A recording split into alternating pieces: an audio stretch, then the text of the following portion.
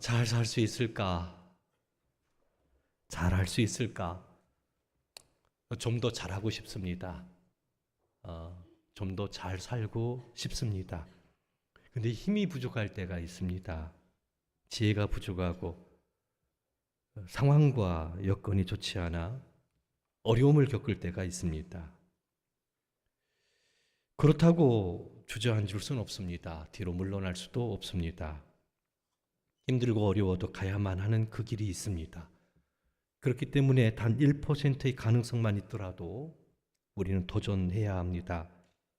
잘 될 수 있다라는 소망을 갖고 힘을 내야 하고 길을 찾아야 합니다. 때로는 견뎌내야 합니다. 가정을 허는 여우를 잡고 행복한 가정을 세울 수 있는 길은 없을까? 있다면 그 길을 가야 합니다. 하나님의 교회가 맡겨주신 사명이 있는데 그 사명을 잘 감당할 수만 있다면 우리는 그 길을 걸어야 합니다. 혼란한 나라와 민족이 새로워질 수만 있다면 우리는 그 길을 찾아보아야 합니다. 가정도 교회도 일터도 우리의 삶도 평안함 가운데 든든히 세워질 수 있는 길이 있다면 그 길을 걸어가야 된다는 겁니다. 이런 생각을 하면서 떠오르는 인물이 있었습니다. 모세였습니다. 모세는 참 힘들었습니다. 모세는 어려웠습니다.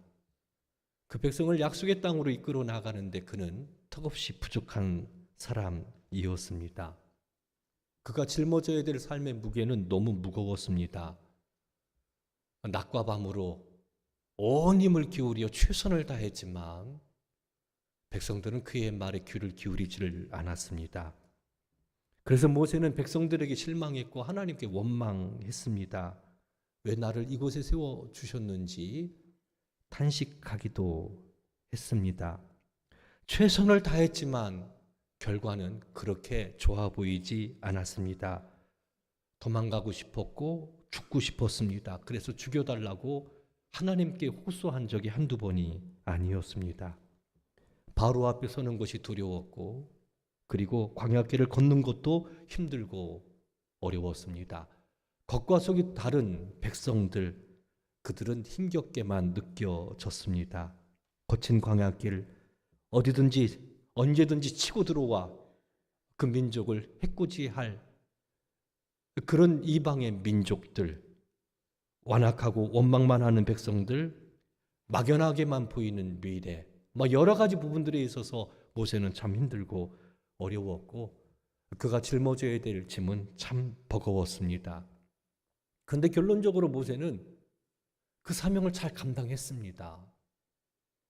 모세의 생애를 보면 참 힘들고 어렵겠다 그런 마음이 들면서도 결과적으로 모세는 40년의 그 광야길, 그 길을 성공적으로 걸어갔습니다. 사명을 감당했던 것을 볼 수 있습니다. 무엇이 모세로 하여금 그렇게 성공적인 삶의 자리로 걸어가게 하셨을까? 걸어가게 했을까? 라는 생각을 해보게 됩니다. 참 힘들고 어려웠는데, 고단한데 애굽에서 이스라엘 백성들을 구원했고 걸치고 험한 광야길 헤쳐나갔습니다. 모든 것들이 열악했습니다. 이스라엘 백성들이 어떤 존재인지 아시죠? 항상 원망하고 불평했던 그런 존재. 그들을 데리고 약속의 땅 목전까지 모압 평지까지 하나님께서 그에게 정해준 사명의 길까지 그는 걸어갔습니다. 어떻게 그와 같이 사명을 잘 감당할 수 있었을까? 전 그런 생각을 해보았습니다. 모세가 지금 서 있는 자리, 그가 하고 있는 일, 모세는 하나님께서 자기를 그렇게 부르셨다라는 분명한 믿음의 고백을 가지고 있었다는 사실입니다. 즉 다시 말해서 모세는 부르심에 대한 확신이 그 마음 가운데 있었습니다. 그것은 결코 잊을 수 없는 사건이었습니다. 미디안 광야에서 짐승을 치고 있을 때 하나님이 호렙산에서 모세를 부르셨습니다. 근데 그 광경이 아주 희한했습니다. 떨기나무가 불에 타고 있는데 떨기나무가 사라지지를 않습니다. 거기 하나님의 사자가 모세에게 나타납니다. 그리고 그 떨기나무 불꽃 가운데서 하나님의 음성이 들려옵니다. 모세야, 모세야. 하나님의 음성을 듣는다라는 거. 잊혀진 존재로 살아왔던 그 인생 가운데 특이한 모습으로 하나님께서 그에게 나타나신 겁니다. 어떻게 그날을 잊을 수가 있겠습니까? 그리고 똑똑하게 하나님께서 말씀하십니다. 애굽으로 가라. 고통받고 있는 내 백성, 그들의 사무치는 소리를 내가 듣고 내가 너를 그에게로 보낸다. 그들에게로 보낸다라고 말씀하셨습니다. 모세가 난 부족합니다. 말을 할 줄 모릅니다. 보낼 만한 사람을 보내세요. 나는 부족합니다. 그 일을 감당할 수 없습니다. 거듭거듭 얘기했을 때 하나님께서는 기적을 보여주면서 애굽으로 가라고, 내가 함께 할 거라고, 내가 너와 함께 할 거라고, 내 능력으로 너와 함께 할 거라고 기적 3가지를 보여주면서 강권적으로 하나님께서는 모세를 애굽으로 보내셨습니다. 모세의 생애 가운데 어떻게 이 날을 잊을 수 있겠습니까? 떨기나무 불꽃 가운데서 나를 부르신 하나님, 그때 하나님께서 애굽으로 보내신다라는 거, 이스라엘의 지도자로 세워주셨다라는 거, 그리고 약속의 땅으로 그 백성을 인도할 것이다라는 거, 그때 하나님이 함께 하시겠다고, 뒤를 이끌어 주시겠다고, 능력으로 그 땅에 거하게 하시겠다고, 그 땅에 이르게 하시겠다라고 하신 하나님의 부르심의 그 순간을 어떻게 모세가 잊을 수 있겠습니까? 때로 힘들고 어려웠습니다. 도망가고 싶습니다. 버겁기만 합니다. 하지만 그 부르심의 순간을 모세는 결코 잊지 않았고, 하나님의 부르심의 그 순간은 모세에게 사명을 감당하는 데 있어서 커다란 힘이 되었고 견뎌낼 수 있는 힘이 되었던 것을 발견할 수 있습니다. 흔들릴 때가 있지요. 힘들고 어려울 때가 있지요. 그런데 하나님께서 나를 부르셨다라는 것, 그리고 나를 이 자리에 세워주셨다라는 믿음, 그 믿음은 우리에게 큰 힘이 됩니다. 하나님께서 세워주신 가정입니다. 믿습니까? 믿습니까? 하나님이 세우신 교회입니다. 하나님께서 이 교회 가운데로 우리를 부르셨습니다. 일터는 어떻습니까? 마찬가지입니다. 우리의 삶의 우유는 결코 없습니다. 하나님의 섭리 가운데 이루어지고 있는 것을 우리는 알아야 합니다. 지금 내가 머무는 장소, 지금 내가 하고 있는 일, 이것은 하나님께서 우리를 부르신 부르심의 자리이며 주님께서 맡겨주신 일이라는 거, 가정 안에서, 일터 안에서, 학업 가운데, 또 우리 교회 안에서 이 모든 것들이 결코 우연이 아니라 어쩌다가 이렇게 우리가 함께하는 것이 아니라 하나님께서 세우셨고 하나님께서 부르심의 자리라는 것, 이것을 아는 것은 대단히 중요합니다. 이것을 알고 삶을 살아가는 사람과 그렇지 않은 사람은 대단히 큰 차이가 있지 않습니까? 하나님께서 가정을 세워주셨고 그 가정에서 그 가정을 건강하게 세우라고 나에게 맡겨주셨다라는 거, 이렇게 삶을 살아가는 사람과 그렇지 않은 사람, 그 가정은 아주 다르다라는 것이지요. 사도 바울은 자기가 복음을 증거하고 교회를 세우는 것을 주 예수께 받은 사명으로 생각을 했습니다. 가정을 주신 분 하나님, 지금 일터를 주신 분 하나님, 우리 교회를 주신 분 하나님, 그것을 건강하게 아름답게 세워 나가라고 사명을 주신 분이 하나님. 믿습니까? 하나님께서 주셨다라는 거예요. 그리고 부르신 그 하나님께서 우리를 세워주신다라는 거. 복음 전하고 교회를 세우는 걸 바울 사도는 주 예수께서 주신 사명이라고. 그 일을 마치려 하면은 내 생명을 조금도 아끼지 않겠다라고 그렇게 고백하고 삶을 살아갔던 것을 볼 수 있습니다. 왜? 하나님께서 주신 사명이니까, 하나님께서 불러주신 부름의 자리니까. 이건 어떤 막연한 것들이 아닙니다. 목회자에게만 또 선교사님에게만 부여한 것이 아니라 우리의 삶의 모든 영역 가운데 이루어지고 있는 모든 것들이 우연이 아니고 하나님의 섭리 가운데 이루어지고 있는 바로 부르심의 자리라는 것을 기억해야 된다는 거지요. 그렇게 불러주신 주님께서 열심히 수고하고 했을 때 맡겨주신 사명임을 알고 힘써서 일할 때 반드시 그 일들을 이루어 나가신다라는 믿음 또한 필요하다는 겁니다. 가정을 주시고 가정으로 불러주셨습니다. 땀 흘려 수고하고 섬깁니다. 반드시 좋은 열매, 행복한 가정 세워주신다라는 믿음, 누가 하시느냐? 하나님께서 하신다라는 믿음, 부르심에 대한 분명한 믿음의 고백을 갖고 그렇게 우리가 열정을 다해 살아가는 것이 필요합니다. 고린도전서 7장 20절 말씀을 보면 각 사람은 부르심을 받은 그 부르심 그대로 지내라 라는 말씀이 나옵니다. 고린도 교회는 형편없는 교회였습니다. 그런데 바울 사도는 그 고린도 교회 성도들에게 너희 각 사람은, 성도들에게 이야기하는 겁니다. 너희 각 사람은 부르심을 받은 그 부르심 그대로 지내라 라고 이야기하고 있습니다. 너희들이 부름받은 사람이라는 겁니다. 우연히 이 자리에 앉아 있는 것이 아니라는 겁니다. 하나님께서는 목적을 가지고 계셔서 부르셨고 그리고 사명을 맡겨주셨다라는 겁니다. 그러니까 각 사람은 부르심을 받은 그 부르심 그대로 지내라고.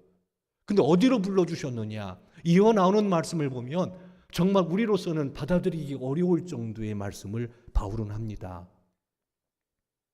고린도전서 7장 21절 말씀을 보면 네가 종으로 있을 때 부르심을 받았느냐? 염려하지 말라. 그러나 네가 자유롭게 될 수 있거든 그것을 이용하라. 이 기록하고 있습니다. 종이 나옵니다. 바울 사도가 사역할 당시 노예들이 많았습니다.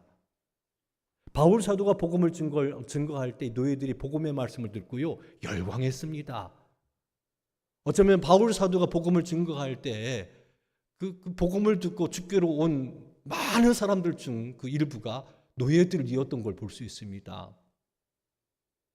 그도 그럴 것이 노예로 삶을 살아가고 있는데 예수 그리스도를 믿으면 하나님의 자녀가 된다고, 새로운 신분을 주신다고, 거룩하신 영광의 나라를, 그 나라를 차지할 수 있다라고, 하나님이 함께 하신다고, 하나님이 아버지가 되신다고 돌보신다라는 이 복음의 말씀이 당시 미래가 없었던 노예들에게 어떻게 들렸겠습니까?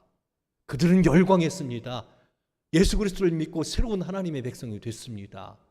그런 노예들, 그런 성도들에게 바울 사도가 뭐라고 말씀하고 있냐면 너희가 종으로 있을 때 부르심을 받았느냐? 부르심을 받았다라는 겁니다. 신분이 종입니다. 종인데 부르심을 받았다라는 겁니다. 종의 자리가 어떤 자리입니까? 근데 그 자리가 부르심의 자리라고 바울은 말하고 있다라는 겁니다.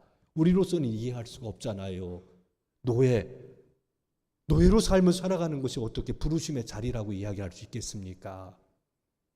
그 노예에서 해방될 수 있는 길이 있다면 그렇게 하는 것이 좋죠. 하지만 그렇게 되지 않더라도 얼마든지 충분히 노예로서의 사명을 감당할 수 있다. 노예로서 하나님의 사람으로서 사명을 감당할 수 있다라고 말씀하고 있는 겁니다.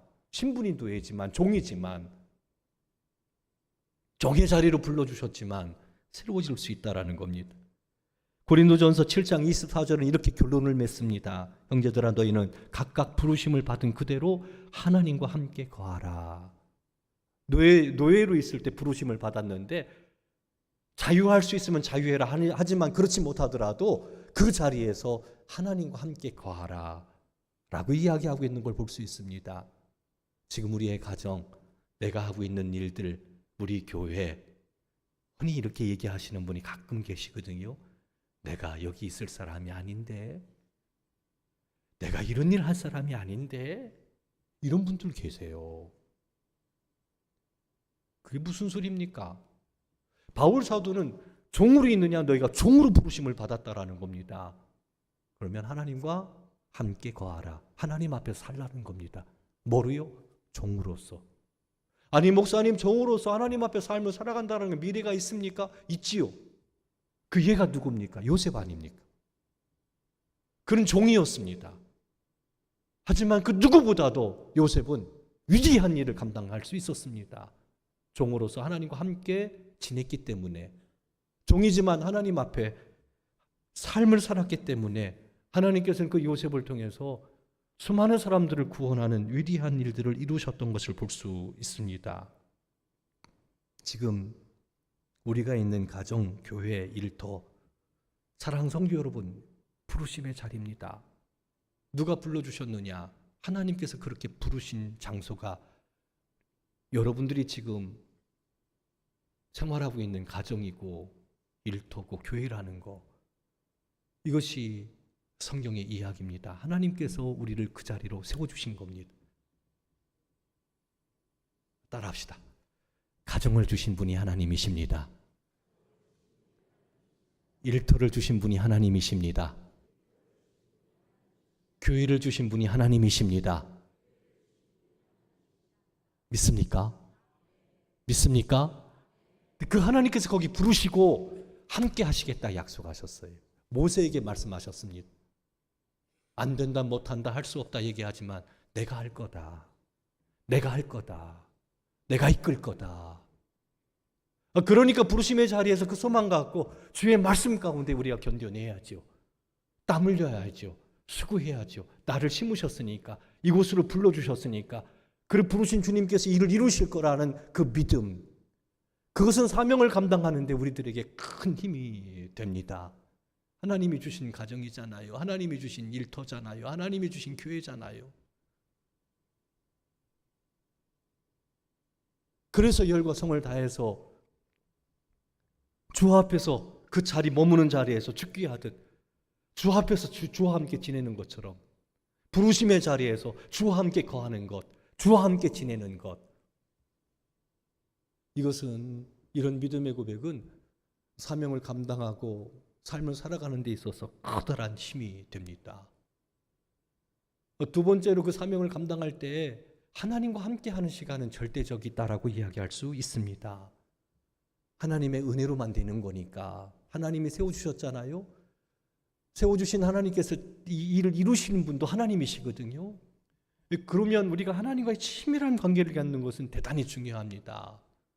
오늘 본문 말씀을 보면 모세가 진을 친 다음에 진에서 멀리 거리를 두고 거기에 장막 하나를 만들어 놓습니다. 그리고 그 장막 이름을 회막이라고 이름을 불렀다라고 이야기합니다. 이 회막은 오헬 모헤드라는 말인데, 이게 뭐냐, 하나님과 사람이 만나는 장소. 진이 있습니다. 그들은 텐트 생활을 했잖아요. 이동을 하다가 구름 기둥이 멈추거나 불 기둥이 멈추면 거기에 텐트를 칩니다. 그럴 때 모세는 말씀을 보면 항상 장막을 멀리 하나 쳐놓습니다. 그리고 그것을 회막이라고 이름했던 것을 볼 수 있습니다. 오늘 본문 말씀 7절 말씀을 보면 모세가 항상 장막을 취하여 진 밖에 쳐서 진과 멀리 떠나게 하고 회막이라 이름하니 라고 기록하고 있습니다. 그랬더니 여호와를 앙모하는 자는 다 진 바깥 회막으로 나가며, 7절은 우리에게 이렇게 기록하고 있는 걸 볼 수 있습니다. 백성이 머무는 장소가 있는데 이 머무는 진 바깥에 장막을 만들어 놓고 회막이라고 이름 불렀고, 여호와를 사모하는 사람들, 여호와를 앙모하는 사람들이 진에서 나와 하나님을 만나는 장소로 나갔던 것을 볼 수 있습니다. 진 안에서 하나님을 경험할 수 있습니다. 하나님을 찬양할 수 있습니다. 하나님께 기도할 수 있습니다. 서로 간에 교제할 수 있습니다. 하지만 그들은 진에서 나와서 진 바깥에 따로 마련한 회막 가운데 모여서 거기에서 하나님을 만나는, 하나님을 예배하는 그런 시간을 가졌던 것을 볼 수 있습니다. 우리는 가정에서 예배 드릴 수 있고 또 하나님을 생각하고 느낄 수 있습니다. 일터에서도 역시 마찬가지로 하나님을 경험하며 동행하는 삶을 살 수 있습니다. 하지만 모세는 따로 회막을 만들었습니다. 오늘날로 말하자면 교회를 세운 겁니다. 각자 살던 곳에서 하나님을 앙모하는 사람들이 하나님을 만나기 위해서 교회로 나옵니다. 우리가 함께 찬양합니다. 함께 기도합니다. 하나님의 말씀을 듣습니다. 말씀대로 살기로 결단합니다. 그리고 하나님께 헌신합니다. 그런 시간들을 우리가 예배 시간에 갖게 됩니다. 예배를 마친 다음에 가끔 문자로 피드백해 주시는 성도님들이 계십니다. 목사님, 오늘 말씀의 은혜 받았습니다. 오늘 저에게 주시는 말씀 마음속에 새기고 내가 그렇게 살겠습니다. 그런 결단의 소식을 전해주시는 분도 계시고요. 목사님 기도할 때 그 한마디, 기도 한마디, 기도 속에 나온 그 한마디가 내 마음을 울렸습니다. 근데 그 말씀대로, 그 기도대로 응답이 됐습니다 라고 말씀해 주시는 분도 계시고, 예배를 드릴 때 어떤 이들은 하나님을 경험합니다. 하나님의 음성을 듣습니다. 마음의 소원이 응답되는 시간들을 갖기도 합니다. 두세 사람이 모인 곳에 주님이 함께 하신다고 약속하셨습니다. 각자 살던 곳에서 예수님을 믿고 주님을 경외하는 이들이 우리 함께 모여서 예배할 때 이 가운데 주님이 함께 하심을 믿으시기를 바랍니다. 말씀하심을 믿으시기를 바랍니다. 만나 주십니다. 어루만져 주십니다. 힘을 주십니다. 위로해 주십니다. 지혜를 주십니다. 그리고 죄를 버리게 합니다. 새로워지는 시간이 이 예배 시간에 누군가에게 지금도 일어나고 있다라는 것. 여호와를 앙모하는 모든 사람들이 진에서 나와 그렇게 나왔던 것들을 볼 수 있습니다. 예배 시간은 놀라운 시간입니다. 함께 모인다라는 것, 하나님과 함께 모인다라는 것은 놀라운 축복이 아닐 수가 없습니다. 코로나19로 공공의 선을 위해 예배 모임이 중단된 적이 있었습니다. 우리 교회도 모이지 못해서 아픈 시간을 가졌습니다. 이전에는 경험해보지 못했던 시간입니다. 저희 장인 어른께서 원로 목사님이시거든요. 그렇게 말하더라고요. 손 목사, 한 번도 경험해보지 못한 그런 것들을 보고 있네. 맞습니다. 앞으로도 경험해보고 싶지 않습니다. 저요, 코로나19 예배가 중단됐을 때요, 죽는 줄 알았습니다. 왜냐하면 그때 예배 모임 하지 않고 영상으로 우리가 예배를 했잖아요. 여러분, 30분 동안 성도님들 없는 데서 설교하는 게 얼마나 힘든 줄 아십니까? 그때는 CT에서 또 방송까지 나가가지고요. 정말 힘들었어요. 그렇게 힘들 수가 없었습니다. 그러니까 더 준비하게 되고, 그러니까 더 연구하게 되고, 거기다가 새벽 예배도 영상으로 보내드렸잖아요. 우리 성도님들은 편안하게 그거 보셨겠지만, 그 영상을 매일매일 제작을 해가지고 보내는 목사는요, 정말 힘들었습니다. 말씀을 연구하고 원고를 치고 화면 앞에 서야 되고 또 설교를 해야 되고 그걸 또 보내고 매일 그렇게 했습니다. 어쩌면 하나님의 말씀을 더 깊이 읽고 연구했던 그런 시간이기도 했습니다. 코로나19 시간은요. 개인적으로 묵상하고 기도하는 시간들이 많기도 했습니다. 부인할 수가 없습니다. 신경을 그만큼 많이 써야만 됐습니다. 그런데 한 달쯤 지났는데요, 죽을 것 같더라고요. 거짓말 안 보태고 죽을 것 같더라고요. 새벽 예배 매일 드리던 사람이 새벽 예배 드리질 못하니까, 주일 예배 매일 드렸던 사람이 주일 예배를 드리지를 못하니까, 성경 공부했던 사람이 성경 공부를 못하니까, 교우들과 맞대어서 함께 모이는 그 시간들, 그냥 우리는 그렇게 보내는 시간인 것 같지만 정작 코로나19로 인해서 공공의 선을 위해 예배가 중단됐을 때, 모이지 못했을 때, 그때 그 예배가 얼마나 중요한지, 이것이 내 인생에 얼마나 큰 영향을 끼쳤는지 좀 뼈저리게 느꼈습니다. 영혼은 말할 것도 없고요, 몸이 틀어지더라고요. 견딜 수가 없겠더라고요. 근데 그와 같은 현상은 저만 겪은 현상은 아니었습니다. 아내도 똑같이 그렇게 느꼈습니다. 너무 힘든 거예요. 우리가 예배를 드린다라는 것 바로 그런 겁니다. 예배는 우리의 삶에 결정적 영향을 끼칩니다. 예배는 우리가 지금 모여 함께 예배하는 거 있잖아요. 이거는 우리의 삶의 결정적 시간이라는 것을 믿으시기를 바랍니다. 이것은 놀라운 은혜의 시간이 아닐 수가 없습니다. 여호와를 앙모하는 이들이 하나님께로 회막으로 나갔다라고 기록하고 있죠. 이사야서 40장 29절과 31절 말씀을 보면 하나님은 피곤한 자에게 능력을 주시고 무능한 자에게 힘을 더하신 분이라고 말씀합니다. 소년이라도 피곤하며 장정이라도 넘어지고 쓰러지지만 여호와를 앙망하는 이들에게, 간절히 사모하는 이들에게 하나님께서는 새 힘을 주시겠다고 약속하셨습니다. 독수리 날개치며 올라감 같을 것이다라고 다른 박질을 하여도 곤비하지 않고 걸어가도 피곤치 않는 새 힘을 주시겠다고 누구에게 주시느냐? 여호와를 앙모하는 사람에게 주시겠다 약속하셨습니다. 주님의 이름으로 우리 함께 모여 예배할 때 간절히 사모하는 마음으로 나오시기를 바랍니다. 주님만을 바라보고 나오시기를 바랍니다. 전심으로 주님을 찾으시기 바랍니다. 이 약속을 믿고 찾으시기를 바랍니다. 그들에게 새 힘을 주시겠다라고, 피곤치 않는 능력을 주시겠다라고, 함께 모여 예배할 때 주께서 그 은혜를 주신다라고 말씀하셨습니다. 아무리 버거운 일들이라 할지라도, 가는 길이 험하고 무거운 짐이라 할지라도 하나님께서 만나주시고 하나님이 새 힘을 주시면 견딜 수 있습니다. 감당할 수 있습니다. 너끈 이겨낼 수 있습니다. 믿으시기 바랍니다. 모세가 회막으로 이제 들어갈 때, 항상 회막으로 들어갔는데 들어갈 때는 어떤 일이 벌어졌냐면, 말씀을 보면 구름 기둥이 회막에 서 있었다라고 이야기를 합니다. 구름 기둥은 하나님의 인재를 가리킵니다. 모세가 회막에 들어갈 때 구름 기둥이 서 있고 진에 있던 사람들이 그 멀리서 그렇게 회막을 바라볼 때 구름 기둥이 서 있는 것을 보는 겁니다. 하나님의 임재를 경험하는 겁니다. 하나님의 임재를 경험한다라는 거, 하나님을 느낀다라는 거. 아, 하나님이 함께 하시는구나, 하나님이 돌보시는구나. 저기 봐, 구름 기둥이 서 있어. 모세가 들어갈 때 거기 하나님이 함께 하셔.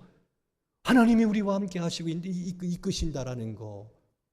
거친 광야길이지만 거기 하나님께서 함께 하신다라는 것을 본다라는 것은, 어느 연세 많으신 성도님은요, 꿈속에서 저만 나타나도 좋대요. 그냥 목사니까. 근데 하나님의 임재를 경험한다라는 생각해 보세요. 이것이 그 사람 삶에 어떤 영향을 주겠습니까? 하나님의 임재를 경험하는 건데. 거기다 모세가 들어갔는데 어떤 일이 벌어집니까? 사람이 자기 친구와 이야기함 같이 하나님께서 모세와 대면하고 말씀하시니, 그렇게 말씀하고 있습니다. 사람이 자기 친구와 이야기함 같이 하나님께서 모세를 만나주시는 거예요. 그때 모세는 어땠을까요? 어떤 마음이었을까요? 짊어져야 될 삶의 무게가 너무 무겁고 힘들지만 회막에 나가기만 하면 만나는 거예요. 주님을 만나는 거예요. 사람이 자기 친구와 이야기함 같이 하나님께서 모세와 대면하고 얼굴과 얼굴로 맞대어 그리고 이야기하는 거예요. 저는 토요일 날 아내와 함께 산책을 자주 다닙니다. 그때 아내가 여러 가지 이야기를 해주는데 어제는 그 얘기를 해줬어요.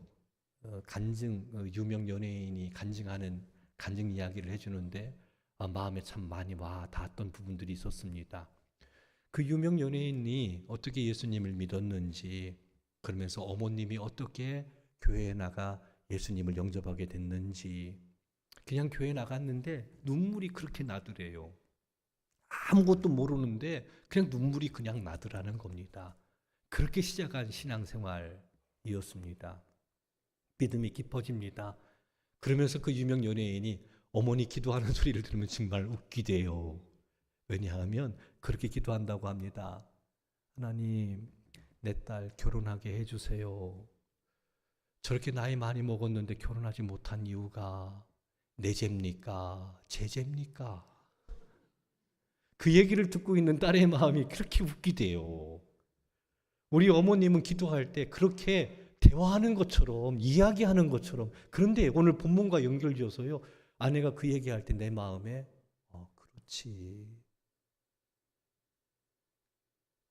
기도는 그런 거지. 사람이 자기 친구와 이야기함 같은 거. 하나님께 나가면 하나님이 거룩하시고 거룩하신 이게 아니고 눈높이를 맞춰주시고 자기 친구와 이야기하는 것처럼 그렇게 말씀하신다는 거예요. 그렇게 하나님께서 만져주시고 이야기하신다면 험한 세상 그 문제되지 않잖아요. 회막에 나가면 그 하나님과 대화를 나눈다는 거, 하나님의 임재를 경험하며 그의 음성을 듣기만 한다면 버겁게 느껴지는 삶의 무거운 짐, 가정을 세우고 일터를 세우고 교회를 세우는 것, 하나님께서 우리를 부르신 자리인데 그렇게 하나님을 만날 수만 있다면 너끈히 우리는 사명을 감당할 수 있지 않겠습니까? 40년이라는 시간, 어떻게 모세가 그렇게 힘들고 어려운 광야길을 이스라엘 백성들을 이끌었으며 사명을 완수할 수 있었을까? 하나님께서 여기 나를 불러주셨다라는 분명한 믿음의 고백, 그 하나님이 이 일을 이루신다라는 확신, 날마다 회막에 나갈 때마다 어루만져 주셨던 하나님, 말씀으로 새롭게 해주셨던 하나님, 사람이 자기 친구와 이야기함 같이 그렇게 모세를 대면해서 말씀하셨던 그 하나님, 그 하나님의 은혜와 능력, 그 하나님과의 만남이 모세로 하여금 너끈히 그 사명을 감당할 수 있는 힘을 가져다 줬다라고 저는 생각을 합니다. 하고 있는 일이 너무 많고 감당하기가 버겁습니까? 문제가 있는데 그 문제를 풀 수 있는 지혜가 부족합니까? 이러지도 못하고 저러지도 못하는 상황에 당황하고 있지는 않습니까? 예, 우린 연약합니다. 지혜도 부족합니다. 하나님께서 맡겨주신 사명을 감당하기에는 턱없이 부족한 사람입니다. 때로 사방으로 우겨쌈을 당하기도 합니다. 거꾸로 트림을 당하기도 합니다. 어처구니 없는 상황에 괴로워하기도 합니다. 우리는 정말 약합니다. 깨지기 쉬운 질그릇 같습니다.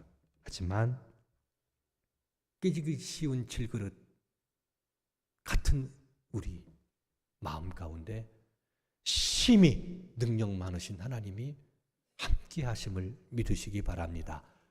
그 하나님께서 나를 불러주셨다라는 것, 이곳에 세워주셨다라는 것, 우리를 통해서 일을 이루신다라고 말씀하셨습니다. 이제 은혜의 보좌 앞으로 나갑시다. 사람이 자기 친구와 이야기함 같이 은혜의 보좌 앞으로 나가면 하나님께서 우리를 만나주시고 말씀하십니다. 힘을 주십니다. 위로해 주십니다. 권능으로 함께 하십니다. 주님께로 나가는 것, 주님께서 그 시간 우리를 살려주시고 새롭게 하셔서 맡겨주신 가정도 일터도 교회도 새로워지게 하신다라는 거, 지금 여기 머물러 있는 그 자리가 바로 부름의 자리임을 알고 하나님의 은혜를 구하며 믿음으로 나갈 수 있는, 낙심하지 맙시다. 하나님이 계시니까 주님께로 나갑시다. 그 힘의 능력으로 아름다운 믿음의 집, 가정과 교회, 일터를 세워나갈 수 있는 우리 성도 여러분들이 되기를 주의 이름으로 축원합니다. 이 시간